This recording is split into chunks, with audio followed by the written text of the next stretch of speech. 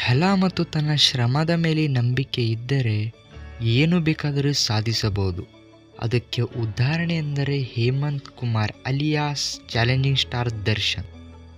ಒಬ್ಬ ನಟನ ಮಗನಾದರೂ ಕೂಡ ದರ್ಶನ್ ಬೆಳೆದು ಬಂದ ಹಾದಿ ಸುಲಭವಾಗಿರಲಿಲ್ಲ. ಅಲ್ಲಿ ಅನೇಕ ಎಡವು ತೊಡವಿನ ಸವಾಲುಗಳು ಇದ್ದವು. ಅದನ್ನೆಲ್ಲ ಎದುರಿಸಿ ಇಂದು ದರ್ಶನ್ ತಲುಪಿರುವ ಎತ್ತರ ಒಂದು ಇತಿಹಾಸವೇ ಸರಿ. ಬನ್ನಿ ವೀಕ್ಷಕರೇ, ಇಂದು ದರ್ಶನ್ ಕುರಿತು ಸ್ವಾರಸ್ಯಕರ ಸಂಗತಿಗಳನ್ನು ತಿಳಿಯೋಣ.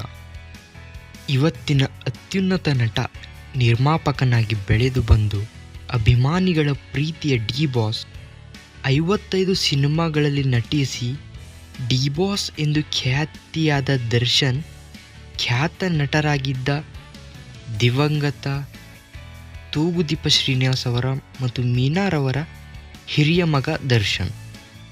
3 ಮಕ್ಕಳಲ್ಲಿ ಹಿರಿಯರಾಗಿ ಫೆಬ್ರವರಿ 16, 1977 ಶಿವರಾತ್ರಿಯ ದಿನ ಪೊನ್ನಂಪೇಟೆ ಶ್ರೀ ರಾಮಕೃಷ್ಣ ಆಶ್ರಮದಲ್ಲಿ ಜನಿಸಿದರು. ದರ್ಶನ್ ಅವರ ಜನ್ಮನಾಮ ಹೇಮಂತ್ ಕುಮಾರ್. ದರ್ಶನ್ ರವರಿಗೆ ಕಿರಿ ತಮ್ಮ ದಿವಾಕರ್ ಮತ್ತು ಹಿರಿ ಅಕ್ಕ ದಿವ್ಯಾ ಸಹ ಇದ್ದಾರೆ. ದರ್ಶನ್ ರವರ ಬಾಲ್ಯ ಮೈಸೂರಲ್ಲೇ ಕಳೆಯಿತು. ಅವರು ಅಲ್ಲೇ ತನ್ನ ಹೈಸ್ಕೂಲನ್ನು ಪೂರ್ಣಗೊಳಿಸಿದರು. ಚಿತ್ರರಂಗದಲ್ಲಿ ಖ್ಯಾತ ನಟರಾಗಿದ್ದ ಶ್ರೀನಿವಾಸ್ ರವರು ಚಿತ್ರರಂಗದಲ್ಲಿ ಒಳ್ಳೆ ಸ್ಥಾನಮಾನದಲ್ಲಿದ್ದರು. 1966ರಲ್ಲಿ ಅವರು ನಟಿಸಿದ ತೂಗುದೀಪ ಸಿನಿಮಾದಿಂದ ಮುಂದೆ ಅವರಿಗೆ ತೂಗುದೀಪ ಶ್ರೀನಿವಾಸ್ ಎಂದು ಹೆಸರು ತಂದುಕೊಟ್ಟಿತು. 19ರ ದಶಕದ ಆರಂಭದಲ್ಲಿ ಅವರು ವಿಪರೀತ ಅನಾರೋಗ್ಯಕ್ಕೆ ಒಳಗೊಂಡಿದ್ದರು. ಅವರಿಗೆ ಕಿಡ್ನಿ ವೈಫಲ್ಯ ಉಂಟಾಗಿತ್ತು. ಅದಕ್ಕೆ ಅವರ ಪತ್ನಿಯಾದ ಮೀನಾರವರೇ ತನ್ನ ಒಂದು ಕಿಡ್ನಿಯನ್ನು ಅವರಿಗೆ ಕೊಟ್ಟಿದ್ರು. ಆದರೂ ಕೂಡ ಅವರು ಹೆಚ್ಚು ಕಾಲ ಉಳಿಯಲಿಲ್ಲ. 1995ರಲ್ಲಿ ತನ್ನ 55ರ ವಯಸ್ಸಿನಲ್ಲಿ ವಿಧಿವಶರಾದರು. ಅವರ ಚಿಕಿತ್ಸೆಗಾಗಿ ಅವರ ಮನೆಯನ್ನು ಬಿಟ್ಟು ಎಲ್ಲರ ಮಾರಿಬಿಟ್ಟಿದ್ರು. ಈಗ ಕುಟುಂಬದಲ್ಲಿ ದುಡಿಯುವವರು ಯಾರೂ ಇರಲಿಲ್ಲ. ಈಗ ಇಡೀ ಕುಟುಂಬದ ಜವಾಬ್ದಾರಿ ದರ್ಶನ್ ರವರ ಮೇಲೆ ಬಿತ್ತು. ಆಗ ಮೀನಾರವರು ಮನೆ ನಡೆಸಿಕೊಂಡು ಹೋಗುವುದಕ್ಕೆ ಒಂದು ಚಿಕ್ಕ ಮೆಸ್ ಒಂದನ್ನು ನಡೆಸುತ್ತಿದ್ದರು. ಆಗ ದರ್ಶನ್ ರವರು ಒಂದು ಹಸುವನ್ನು ಖರೀದಿಸಿದ್ರು. ಆ ಹಸುವಿನ ಹಾಲನ್ನು ಮಾರಿ ದರ್ಶನ್ ಮನೆ ನಡೆಸುತ್ತಿದ್ದರು. ದರ್ಶನ್ ಶಾಲೆಯಲ್ಲಿದ್ದಾಗ ಅಷ್ಟೊಂದು ಪ್ರತಿಭಾವಂತ ವಿದ್ಯಾರ್ಥಿಯನ್ನಾಗಿರಲಿಲ್ಲ. ಅವರಿಗೆ ಓದಿನ ಮೇಲೆ ಅಷ್ಟೊಂದು ಆಸಕ್ತಿ ಇರಲಿಲ್ಲ. ಹಾಗೋ ಹೀಗೋ ಹೈಸ್ಕೂಲನ್ನು ಪೂರ್ಣಗೊಳಿಸಿ ಡಿಪ್ಲೊಮಾ ಸೇರಿದ್ರು ದರ್ಶನ್. ತಂದೆಯ ಆರೋಗ್ಯದ ಕಾರಣದಿಂದ ಓದನ್ನು ಬಿಟ್ಟು ಮನೆಯಲ್ಲಿ ಉಳಿತಿದ್ರು. ತೂಗುದೀಪ ಶ್ರೀನಿವಾಸ್ ರವರಿಗೆ ಅವರ ಯಾವ ಮಕ್ಕಳು ಕೂಡ ಸಿನಿಮಾಗೆ ಬರಲು ಇಷ್ಟವಿರಲಿಲ್ಲ. ಅದರಲ್ಲಿ ಮುಖ್ಯವಾಗಿ ದರ್ಶನ್ ಸಿನಿಮಾ ರಂಗಕ್ಕೆ ಕಾಲಿಡಿದರೂ ಅವರಿಗೆ ಇಷ್ಟ ಇರಲಿಲ್ಲ.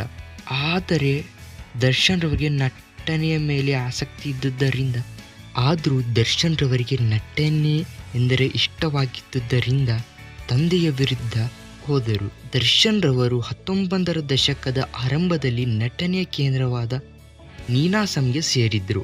ಅಲ್ಲಿ ಅವರಿಗೆ ತರಬೇತಿ ಕೊಟ್ಟವರು ನಟ ಮಂಡ್ಯ ರಮೇಶ್. ದರ್ಶನ್ ಹೇಗೂ ನೀನಾಸಂನಲ್ಲಿ ತರಬೇತಿ ಮುಗಿಸಿ ಬೆಂಗಳೂರಿಗೆ ಬಂದರು. 1996ರಲ್ಲಿ ಖ್ಯಾತ ಛಾಯಾಗ್ರಾಹಕರಾದ BC ಗೌರಿಶಂಕರ್ ರವರ ಪರಿಚಯವಾಯಿತು ದರ್ಶನ್ ರವರಿಗೆ. ಗೌರಿಶಂಕರ್ ತಮ್ಮ ಚಿತ್ರಗಳಲ್ಲಿ ದರ್ಶನ್ ರವರನ್ನು ಸಹಾಯಕ ಛಾಯಾಗ್ರಾಹಕರಾಗಿ ನೇಮಿಸಿಕೊಂಡ್ರು. ಖ್ಯಾತ ನಟನ ಮಗನಾದರೂ ಕೂಡ ಯಾವ ಕೆಲಸಕ್ಕೂ ಹಿಂಸರಿಲಿಲ್ಲ. ಅವಮಾನಗಳನ್ನು ದರ್ಶನ್ ಸಹಿಸಿಕೊಂಡ್ರು. ಆದ ನಂತರ ಅದೇ ಸಮಯದಲ್ಲಿ ಕನ್ನಡಕ್ಕೆ ಡಬ್ಬಾದ ಕಾರ್ಟೂನ್ಗಳಿಗೆ ಧ್ವನಿ ನೀಡಿದ್ರು ದರ್ಶನ್. ಕ್ಲಾಪ್ ಬೋರ್ಡ್ ಸಹಾಯಕ ಕ್ಯಾಮ್ರಾಮ್ಯಾನ್, ಲೈಟ್ ಬಾಯ್ ಆಗಿ ದರ್ಶನ್ ರವನು ಕೆಲಸಗಳನ್ನು ಮಾಡುತ್ತಿದ್ದರು. ದರ್ಶನ್ ರವರಿಗೆ ಕಿರುತೆರೆಯಲ್ಲಿ ಮೊಟ್ಟ ಮೊದಲ ಬಾರಿಗೆ ಅವಕಾಶ ಕೊಟ್ಟವರು ಕಲಾ ಸಾಮ್ರಾಟ್ S.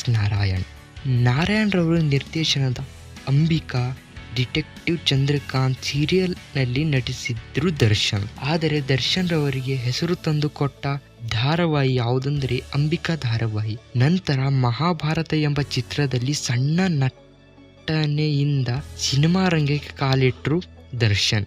ಈ ಸಿನಿಮಾದ ಹೀರೋ ವಿನೋದ್ ರಾಜ್ ಆಗಿದ್ರು. ಇದರ ಡೈರೆಕ್ಟರ್ ಕೂಡ S. ನಾರಾಯಣ್ ರೇ ಆಗಿದ್ರು. ನಂತರ ದೇವರ ಮಗ, ಎಲ್ರು ಮನೆ ದೋಸೆಯನ್ನು ತೂತು, ಭೂತಯ್ಯನ ಮಕ್ಕಳು ಮುಂತಾದ ಚಿತ್ರಗಳಲ್ಲಿ ದರ್ಶನ್ ರವರು ನಟಿಸಿದ್ರು. 2001ರಲ್ಲಿ PN ಸತ್ಯನವರ ನಿರ್ದೇಶನದ ಮತ್ತು ದರ್ಶನ್ ರವರ ಮೊದಲನೇ ಸಲ ಹೀರೋ ಆಗಿ ನಟಿಸಿದ ಸಿನಿಮಾ ಮೆಜೆಸ್ಟಿಕ್. ಈ ಸಿನಿಮಾ ಬಾಕ್ಸ್ ಆಫೀಸ್ ನ ಕೊಳ್ಳೆ ಹಿಡಿದು ಶತಮಾನೋತ್ಸವವನ್ನು ಆಚರಿಸಿತು. ಈ ಸಿನಿಮಾದ ನಂತರ ಸಾಲು ಸಾಲಾಗಿ ದರ್ಶನ್ ರವರಿಗೆ ಸಿನಿಮಾಗಳ ಆಫರ್ ಬರತೊಡಗಿದವು. ಇದರ ನಂತರ ಹಲವು ಸಿನಿಮಾಗಳಲ್ಲಿ ದರ್ಶನ್ ರವರು ನಟಿಸಿದ್ರು. 2003ರಲ್ಲಿ ಮತ್ತೆ ಭರ್ಜರಿ ಗೆಲುವು ತಂದು ಕೊಟ್ಟಿದ್ದು ಪ್ರೇಮ್ ಅವರ ಮೊಟ್ಟಮೊದಲ ಬಾರಿಗೆ ಪ್ರೇಮ್ ಅವರು ನಿರ್ದೇಶನ ಮಾಡಿದ್ದ ಸಿನಿಮಾ ಕರಿಯ ಚಿತ್ರ.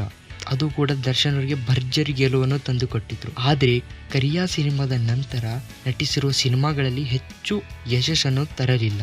ಆದರೆ 2005ರಲ್ಲಿ ಓಂ ಪ್ರಕಾಶ್ ರವರು ನಿರ್ದೇಶಿಸಿದ ಕಲಾಸಿ ಪಳ್ಳೆ ಚಿತ್ರ ಮತ್ತೆ ಗೆಲುವಿನ ದಾರಿ ಮಾಡಿಕೊಟ್ಟಿದ್ದು ದರ್ಶನ್ ರವರಿಗೆ. ತದನಂತರ ಎಲ್ಲಾ ಸಿನಿಮಾಗಳು ದರ್ಶನ್ ರವರಿಗೆ ಯಶಸ್ಸನ್ನು ತಂದುಕೊಟ್ಟವು. 2007ರಲ್ಲಿ ಅನ್ನಾಥರು ಸಿನಿಮಾ ಮೂಲಕ ರಿಯಲ್ ಸ್ಟಾರ್ ಉಪೇಂದ್ರ ಅವರವರ ಜೊತೆ ಮೊಟ್ಟ ಮೊದಲ ಬಾರಿಗೆ ದರ್ಶನ್ ರವರು ನಟಿಸಿದರು. ಅದೇ ವರ್ಷ ತೆರೆ ಕಂಡ ಈ ಬಂಧನ ಚಿತ್ರದಲ್ಲಿ ಸಾಹಸ ಸಿಂಹ ಡಾಕ್ಟರ್ ವಿಷ್ಣುವರ್ಧನ್ ರವರ ಮಗನಾಗಿ ದರ್ಶನ್ ಅವರು ನಟಿಸಿದ್ರು. ಮತ್ತೆ ಅಣ್ಣಾವ್ರು ಸಿನಿಮಾದಲ್ಲಿ ಅಂಬರೀಷ್ ಅವರ ಮಗನಾಗಿ ಕೂಡ ದರ್ಶನ್ ರವರು ನಟಿಸಿದ್ರು. ಇಬ್ಬರು ಖ್ಯಾತ ನಟರ ಮಗನಾಗಿ ನಟಿಸಿದ ಏಕೈಕ ನಟ ದರ್ಶನ್. ಇದರ ನಂತರ ದರ್ಶನ್ ಅಭಿಮಾನಿಗಳಿಗೆ ಚಾಲೆಂಜಿಂಗ್ ಸ್ಟಾರ್, ಡಿ ಬಾಸ್ ಅಂತಾನೆ ಖ್ಯಾತಿಯಾದರು. ನಂತರ ಕುರುಕ್ಷೇತ್ರ ಸಿನಿಮಾದಲ್ಲಿ ತನ್ನ ನಟನೆಯಿಂದ ಎಲ್ಲರನ್ನೂ ಆಶ್ಚರ್ಯಗೊಳಿಸಿದರು. ಎಲ್ಲವೂ ಚೆನ್ನಾಗೇ ನಡೀತಿದ್ದಾಗ 2020ರಲ್ಲಿ ಹಲವು ವಾದ ವಿವಾದಗಳಿಂದ ದರ್ಶನ್ ರವರನ್ನು ಮೀಡಿಯಾದವರು 5 ವರ್ಷಗಳ ಕಾಲ ಬ್ಯಾನ್ ಮಾಡಿದ್ರು. ತದನಂತರ ಅವರ ಕ್ರಾಂತಿ ಎಂಬ ಚಿತ್ರ ಇಕ್ಕಟ್ಟಿಗೆ ಸಿಲುಕಿತು. ಆದರೆ ಅವರ ಅಭಿಮಾನಿಗಳು ದರ್ಶನ್ ರವರ ಕೈ ಹಿಡಿದು ದರ್ಶನ್ ರವರ ಚಿತ್ರ ತಮ್ಮ ಚಿತ್ರವೆಂದು ಎಲ್ಲ ಕಡೆ ತಾವೇ ಪ್ರಚಾರ ಮಾಡಿದರು. ದರ್ಶನ್ ರವರು ಹಿಂದೆಂದೂ ಕಾಣದ ಯಶಸ್ಸನ್ನು ಅಭಿಮಾನಿಗಳು ದರ್ಶನ್ ರವರ ಕ್ರಾಂತಿ ಚಿತ್ರಕ್ಕೆ ತಂದುಕೊಟ್ಟರು. ಛಲ ಮತ್ತು ತನ್ನ ಶ್ರಮದ ಮೇಲೆ ನಂಬಿಕೆ ಇದ್ದರೆ ಏನು ಬೇಕಾದರೂ ಸಾಧಿಸಬಹುದು.